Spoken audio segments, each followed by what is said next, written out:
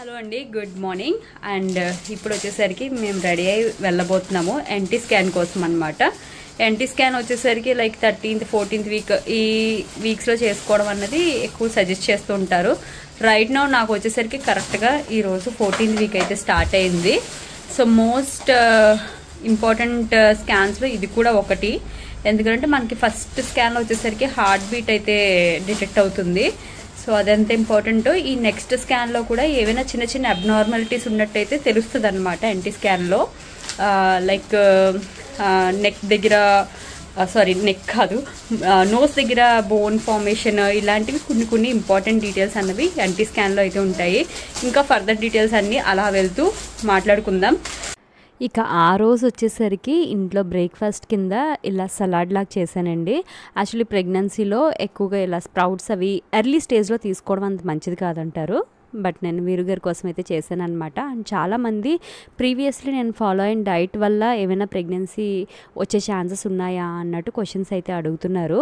Actually healthy diet follow అయితే pregnancy chances ఎక్కువ ఉంటాయని నేను కూడా నమ్ముతానండి. ఎందుకనంటే నా ఫస్ట్ ప్రెగ్నెన్సీలో కూడా నాకేంటంటే కొంచెం డైట్ ప్రాపర్గా ఫాలో అయిన తర్వాతే నాకు ప్రెగ్నెన్సీ అనేది ఓకే అయింది. అండ్ ఇప్పుడు కూడా ఏంటంటే డైట్ హెల్దీగా వెయిట్ అనేది బ్యాలెన్స్డ్గా ఉంచుకోవడం కోసం ఫాలో అవుతున్నాను. బట్ దానివల్ల కూడా ఉండొచ్చు అని కూడా అనిపిస్తుంది. ఈ డస్ట్ అంతా ఏమంటారా, మా ఇంటి దగ్గరలో రోడ్ ఎక్స్టెన్షన్ అవుతుంది కదా, దాని యొక్క ప్రాబ్లం అనమాట ఇదంతా కూడాను. ఇంకా బయటికి వెళ్తున్నాం కదా అని కార్ అంతా క్లీన్ చేస్తున్నారు. దాంతోపాటు వీరుగారికి ఇంకొక వర్క్ కూడా ఉంది, అది లక్కీకి స్నానం చేయించడం. లాస్ట్ టైం ప్రెగ్నెన్సీ రివ్యూలో ఆయన ప్రామిస్ చేశారు, మీకు గుర్తుందో లేదో, లక్కీ స్నానం ఈసారి నేనే చూసుకుంటాను అని. ఇంకా అన్న ప్రామిస్ని బ్రేక్ చేయకుండా చక్కగా బాత్ రొటీన్ అంతా కూడా తనే కేర్ అయితే తీసుకుంటున్నారు. ఇలా చేయడం వెనకాల బ్యాక్గ్రౌండ్లో ఇంకొక రీజన్ ఉందిలేండి, అది ఇంకొకసారి అయితే మీకు క్లియర్గా అయితే చెప్తాను. ఇంకా తండ్రి కొడుకులు ఇద్దరు కబుర్లు చెప్పుకుంటా చక్కగా స్నానం అయితే చేసేస్తున్నాడు అనమాట మా లక్కీ బంగారం. సో మా లక్కీ స్కిన్ అన్నది చాలా సెన్సిటివ్గా ఉంటుంది. మా లక్కీదనే కాదు, చిన్నపిల్లలు ఎవరిదైనా సరే స్కిన్ చాలా సెన్సిటివ్గా ఉంటుంది. వాటిని మనం కేర్ తీసుకోవాలంటే ఖచ్చితంగా మంచి సోప్ లేదంటే బాడీ వాష్ అయితే యూజ్ చేయాలి. ఇక్కడ వచ్చేసరికి ఏంటంటే వింటర్ దగ్గర నుండి నేను మమాత్ నుండి Milky soft head to toe body wash అయితే యూజ్ చేస్తున్నాం అనమాట. ఇది చాలా బాగా అయితే సెట్ అయిందండి లక్కీకి. అండ్ ఇంకొక ప్లస్ ఏంటంటే ఇది యూజ్ చేస్తే ఇంకా మళ్ళీ షాంపూ వేరేగా తీసుకోవాల్సిన అవసరం లేదు. ఎందుకంటే ఇది హెడ్ టు టో మన పిల్లల యొక్క స్కిన్ని లాంగ్ టైంలో డ్రైనెస్ లేకుండా మాయిశ్చరైజ్డ్గా ఉంచడంతో పాటు స్కిన్ యొక్క పీహెచ్ని కరెక్ట్గా బ్యాలెన్స్ చేస్తూ ఉంటుంది. అండ్ ఇది టియర్ ఫ్రీ, సో ఎటువంటి ప్రాబ్లం లేకుండా యూజ్ చేయొచ్చు. ఇది made safe certified and toxin free కూడా అండి. అండ్ దీంట్లో ఏదైతే ఇంగ్రీడియంట్స్ యూజ్ చేస్తారో అవి కంప్లీట్లీ న్యాచురల్ అనమాట. స్కిన్కి మంచి హెల్త్ బెనిఫిట్స్ వచ్చే ఇంగ్రీడియంట్సే ఉన్నాయి. ఎస్పెషలీ లైక్ మిల్క్, ఓట్స్, క్యాండులా లాంటివి అయితే ఉన్నాయన్నమాట. స్కిన్కి చాలా ఫ్రెండ్లీగా ఉంటుంది, చక్కగా యూజ్ చేయొచ్చు. అండ్ బేబీ యొక్క స్కాల్ప్ని కూడా చాలా జెంటిల్గా అయితే క్లెన్స్ చేస్తుందండి. అండ్ ఎస్పెషల్లీ ఇది టియర్ ఫ్రీ ఉండడం వల్ల చక్కగా ఎలాంటి గోల లేకుండా ఈ బాత్ రొటీన్ అంతా ఒక ఫన్గా అయితే మాకు మారిపోయింది. అందుకే నాకు ఇది బాగా అయితే నచ్చేసిందండి. అండ్ మమార్త్ గురించి ఇంకొక విషయం చెప్పాలంటే, మమార్త్ మనం ఏదైనా సరే చెప్తే వింటుంది. ఎస్, నిజమేనండి. సో ఏదైనా ప్రోడక్ట్ పైన మీకు ఫీడ్బ్యాక్ ఇవ్వాలి అనిపిస్తే ఖచ్చితంగా షేర్ చేయండి. సో ఆ ఫీడ్బ్యాక్ని వాళ్ళు తీసుకుని ప్రోడక్ట్లో ఇంప్రూవ్మెంట్స్ అనేవి చేస్తారు. రీసెంట్లీ ఆనియన్ షాంపూలో కూడా మనకి అదే విధంగా ఇంప్రూవ్మెంట్స్ అనేవి తీసుకొచ్చారనమాట. నాకు నచ్చిన ఇంకొక విషయం కూడా ప్లాంట్ గుడ్నెస్ ఇనిషియేటివ్ అండి. ఇలాంటి చాలా మంచి పనులు అయితే చేస్తున్నారు. అండ్ దాంతోపాటు మనకి మమార్త్ ప్రోడక్ట్స్ వచ్చేసరికి అమెజాన్, ఫ్లిప్కార్ట్, నైకాలో అవైలబుల్గా ఉంటాయి. దాంతోపాటు ఇప్పుడు ఆఫ్లైన్లో కూడా అవైలబుల్ ఉంటున్నాయి. కాబట్టి ఏదైనా ప్రోడక్ట్ మీరు తీసుకోవాలంటే చక్కగా ఆఫ్లైన్ స్టోర్స్లో కూడా ఉంటున్నాయి కాబట్టి తీసేసుకోవచ్చు. లేదు ఆన్లైన్లోనే తీసుకుంటాము, మమార్త్ అఫీషియల్ వెబ్సైట్ లేదంటే యాప్లో తీసుకోవాలనుకునేటైతే స్క్రీన్ పైన ఒక కూపన్ కోడ్ అయితే డిస్ప్లే చేస్తున్నాను. ఈ కోడ్ యూజ్ చేసినట్టయితే మీకు 20% ఎక్స్ట్రా డిస్కౌంట్ అయితే వస్తుంది. మొత్తం మీద ఐగర్ స్నానం అయితే కంప్లీట్ అయిపోయింది. ఇంకా బట్టలు వేసేసి వెంటనే స్టార్ట్ అయితే అయిపోవాలన్నమాట. ఇప్పటికే చాలా లేట్ అయితే అయిపోయింది. So let's go. Lucky cute మాటలు అయితే ఇంకా చాలా ఉన్నాయి.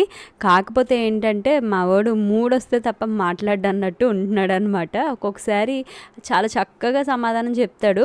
అండ్ ఎస్పెషల్లీ ఏంటంటే డైరెక్ట్గా కమ్యూనికేషన్ అనేది బాగుంటుంది అనమాట. అంటే మనిషి డైరెక్ట్గా కనిపిస్తే చాలా బాగా మాట్లాడతాడు. బట్ ఫోన్ కాల్లో ఎందుకో అంత ఇంట్రెస్ట్ అయితే చూపించట్లేదు అనమాట.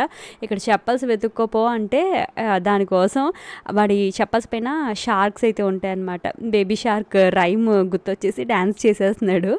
అండ్ వాడి యొక్క పనులు చాలా వరకు ఏంటంటే బెటర్గానే వాడు చేసుకోగలుగుతున్నాడు. హాయ్. నీ పేరేంటి? నీ పేరు కారా?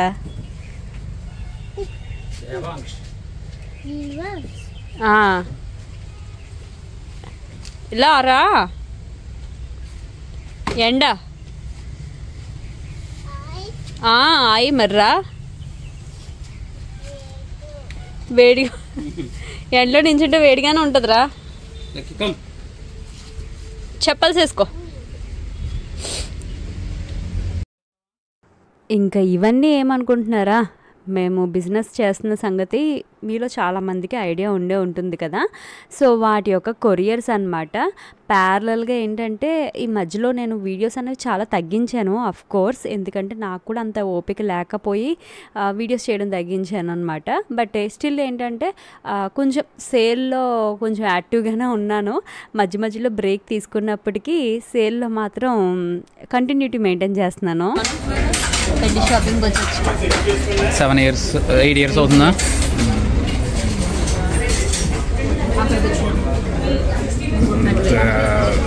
గుర్తుంది నాకు. నేను ఎటు పక్క కూర్చున్నాను కదా.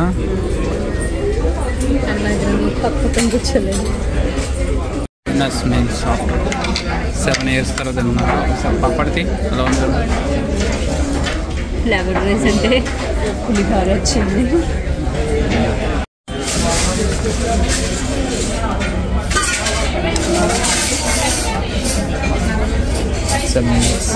ఎలా ఉంది చూడు.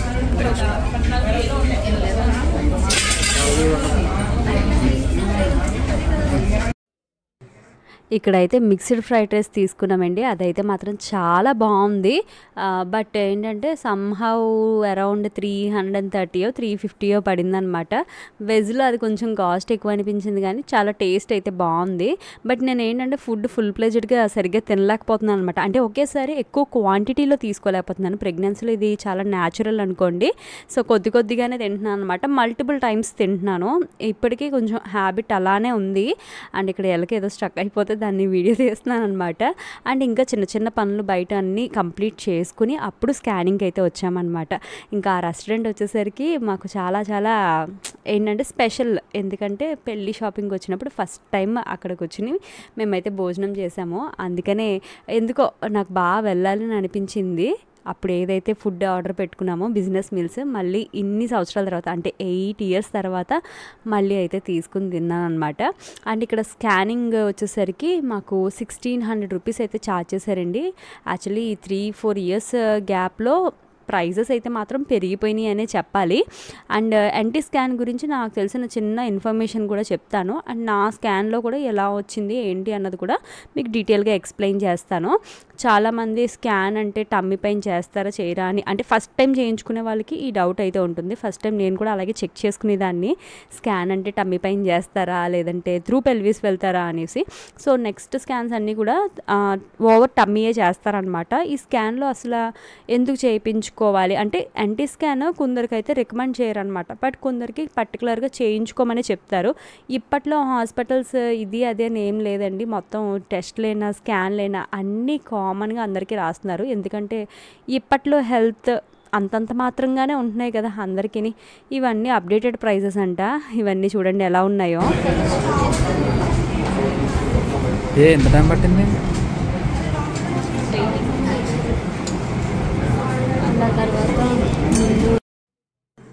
నాకు స్కాన్ కంప్లీట్ అవ్వడానికి చాలా టైం పట్టిందండి. అంటే వెయిటింగ్ అనే కాదు, యాక్చువల్లీ ఫస్ట్ ఒకరైతే టెస్ట్ చేశారనమాట. అంటే స్కానింగ్ అనేది పెర్ఫామ్ చేశారు. దాని తర్వాత వాళ్ళు వెళ్ళి ఇంకొకరిని మీరు ఒకసారి చూడండి అని చెప్పేసి అంటే మళ్ళీ ఇంకొకరు వచ్చేసి మళ్ళీ అయితే స్కాన్ చేశారనమాట. ఈలోగా నాకు టెన్షన్. అంటే ముందు చూసింది జూనియర్, తర్వాత సీనియర్ని ఒకసారి చూడమని చెప్పేసి అన్నారు. ఏమైందా ఏంటి ఎందుకు ఇలా మళ్ళీ ఇంకొకరు కూడా వచ్చి ఎందుకు టెస్ట్ చేస్తున్నారా అని అదోలా అనిపించింది. ఎందుకంటే ఆల్రెడీ నాకు చెప్పాను కదా ఒక సిస్ట్ ఒకటి ఉంది, అది సైజ్ అయితే ఇంక్రీజ్ అవుతుంది, ఏమవుతుంది ఏంటో అని. అదొక కొంచెం సైడ్న ఒక టెన్షన్ ఉంటుంది కదా, అంత సేఫ్గా వెళ్ళాలి జర్నీ అనేసి అనుకుంటూ ఉంటే మళ్ళీ ఇదంతా ఏంటి అని అనిపించింది. ఇంకా రిపోర్ట్స్ నా వరకు ఏంటంటే బేసిక్ నాలెడ్జ్ ప్రతి ఒక్కరికి ఉండాలండి. అంటే రిపోర్ట్స్ రాగానే చాలామంది ఏంటంటే డాక్టర్ చూపిస్తే డాక్టర్ చెప్తారులే అన్నట్టు అనుకుంటారు. బట్ నా వరకు ఏంటంటే అట్లా కాదు. అట్లీస్ట్ మన రిపోర్ట్స్ మనం అది బాగానే వచ్చిందా లేదా అన్నది ఒక బేసిక్ లెవెల్కైనా మనకు తెలియాలి అనేసి ఇంక నా రిపోర్ట్స్ అన్నీ అయితే చెక్ చేసుకుంటున్నాను అనమాట. నాకు అలా బోర్డ్లో కనిపిస్తే అది సంథింగ్ డిఫరెంట్ అని ఐడియా ఉంటుంది కదా, ప్రతి ఒక్కరికి ఐడియా ఉంటుంది. సో ఏంటబ్బా ఇన్ని కనిపిస్తున్నాయి బోర్డ్లో అనేసి చూసుకుంటున్నాను అనమాట. అండ్ వెరీ నెక్స్ట్ మేము కన్సల్టేషన్ కూడా తీసుకున్నాము. ఎస్టిమేటెడ్ డెలివరీ వచ్చేసరికి September 6th వచ్చింది. ముందుదే మనోడిదే ఎప్పుడు వచ్చింది? ముందుది August 26th 25th ఆ టైం వచ్చింది, కానీ 10 days ముందు డెలివరీ అయింది. ఇదేమో September 8th అలా చూస్తుంది. ఒక 10 days ముందు 15 days ముందుకు వేసుకున్నా మనోడు బర్త్డే డేట్ దాటేస్తుంది. ఒక వారం రోజుల్లో పార్టీగా మనోడిదేమో 16th అవుతుంది. ఒక వారం రోజుల ఏంటమ్మా అది ప్లేటా, నెంబర్ ప్లేట్. ఎస్, ఇక్కడ నేను చెప్పేది ఏంటి తగిలిస్తుంది. ఇదేంట్రా చెప్పరా, చెప్పమ్మా ఇదేంటి? ఏ తర్వాత ఇది మా బైక్ నెంబర్ ప్లేట్ అండి. అదైతే వస్తే కలెక్ట్ చేసుకుని అయితే ఇంటికి వచ్చేసాము. అండ్ ఆ తర్వాత ఈవినింగ్ కన్సల్టేషన్ అయితే తీసుకున్నాం అనమాట. యాక్చువల్లీ ఇక్కడ నేను మాట్లాడుతున్నాను కానీ వాయిస్ ఎందుకో కొంచెం డిస్టర్బెన్స్తో రికార్డ్ అయ్యింది. సో మీకు క్లియర్గా ఉండదు అనేసి నేను మళ్ళీ వాయిస్ ఓవర్ అయితే ఇస్తున్నాను అనమాట. ఇక్కడ నేను ఏమి ఎక్స్ప్లెయిన్ చేస్తున్నానంటే అసలు ఎన్టీ స్కాన్ గురించి అసలు బేసిక్ థింగ్స్ అయితే చెప్తున్నాను. అసలు ఎన్టీ స్కాన్ అంటే దేనికి మనం చేయించుకోవాలి, ఏ టైంలో చేయించుకోవాలి అన్నది. సో ఎన్టీ స్కాన్ వచ్చేసరికి మనకి 11th to 14th వీక్ మధ్యన రికమెండెడ్ అండి. హైలీ ఏంటంటే 13th వీక్ టైంలో చేయించుకుంటే రిపోర్ట్స్ అన్నవి మంచిగా యాక్యురేట్గా వచ్చే ఛాన్సెస్ ఉంటాయి అని అంటారు. సో నేను వచ్చేసరికి కరెక్ట్గా 14th వీక్ ఫస్ట్ డే అయితే వెళ్ళాను అనమాట. బట్ 13th వీక్లో చేయించుకోవడం హైలీ రికమెండెడ్. ఈ ఎన్టీ స్కాన్లో మనకి ఏం తెలుస్తుంది అంటే ఏవైనా అబ్నార్మాలిటీస్ ఉంటే బయటపడే ఛాన్సెస్ ఉంటుంది. ఎస్పెషల్లీ ఈ రిపోర్ట్లో మనకి ఎన్టీ వాల్యూ అంటే నెక్ దగ్గర థిక్నెస్ ఒక ఫ్లూయిడ్ ఉంటుంది, దాని థిక్నెస్ వాల్యూ వచ్చేసరికి మనకి 3 mm కంటే కూడా తక్కువ ఉండాలన్నమాట. సో అది తక్కువ ఉన్నట్టయితే ఇది నార్మల్ అన్నట్టు అనమాట. అండ్ యాజ్ వెల్ ఇంకా ఏమైనా గెస్టేషనల్ ఏజ్ అది కరెక్ట్గా ఉందా లేదా అంటే బేబీ యొక్క గ్రోత్ అన్నది మనకి డేస్ గడుస్తూ ఉంటాయి కదా. సో అక్కడ దగ్గర నుండి కరెక్ట్గా మనకి గడుస్తున్నాయా, బేబీ గ్రోత్ దానికి తగ్గట్టుగా ఉందా లేదా అన్నది స్కాన్లో అయితే వస్తుంది. యాక్చువల్లీ ఈ స్కాన్ కొందరికైతే రికమెండ్ చేయరు హాస్పిటల్స్లో. బట్ ఏంటంటే 30+ మనం ఉంటున్నాము అంటే ప్రతి స్కాన్ కూడా చేయించుకోవడం మంచిదే. నాకు వచ్చేసరికి డబల్ మార్కర్ కూడా లాస్ట్ టైం ఎన్టీతో పాటు రాశారు, ఈసారి అయితే ఇంకా అవసరం లేదన్నారు. అంటే మన ఫస్ట్ బేబీ ఒక డెవలప్మెంట్ని బేస్ చేసుకుని కూడా మనకి కొన్ని స్కాన్స్ అయితే రికమెండ్ చేస్తారనమాట. బట్ ట్రిపుల్ మార్కర్ అయితే చేయిందాము అనేసి అయితే అన్నారు. సో ఈ ఎన్టీలో చెప్పాను కదా వాల్యూ అన్నది మనకి 3 mm కంటే లోపు అయితే ఉండాలి. అండ్ యాజ్ వెల్ ఏమైనా అబ్నార్మాలిటీస్ ఉన్నట్టయితే ఇందులో బయటపడే ఛాన్సెస్ అయితే ఉంటాయండి.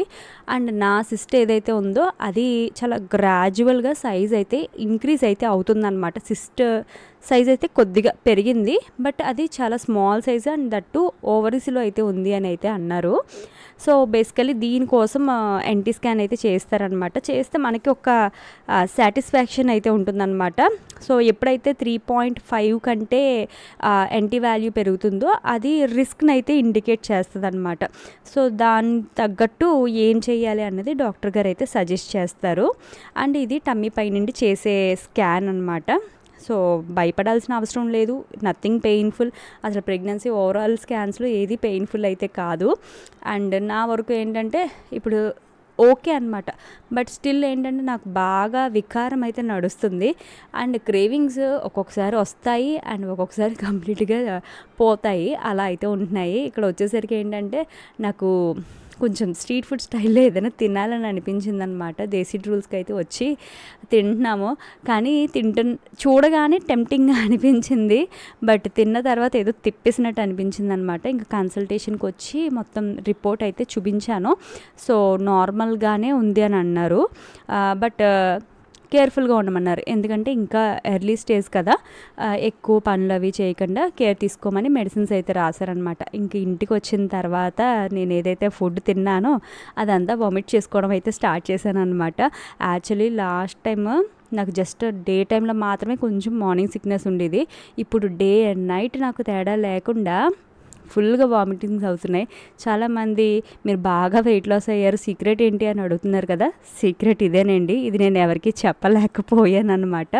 యాక్చువల్లీ ఒక 1 వీక్ అయితే కంటిన్యూస్గా నేను ఫుడ్ ఏది కూడా సరిగ్గా తినలేకపోయాను. సో దానివల్ల నాకు వెయిట్ అనేది చాలా లాస్ అయ్యాను. ఎంత లాస్ అయ్యాను అన్నది ఫర్దర్ వ్లాగ్స్లో అయితే షేర్ చేస్తాను. అండ్ ఈ వ్లాగ్ వచ్చేసరికి ఇక్కడితో ఎండప్ చేస్తున్నాను.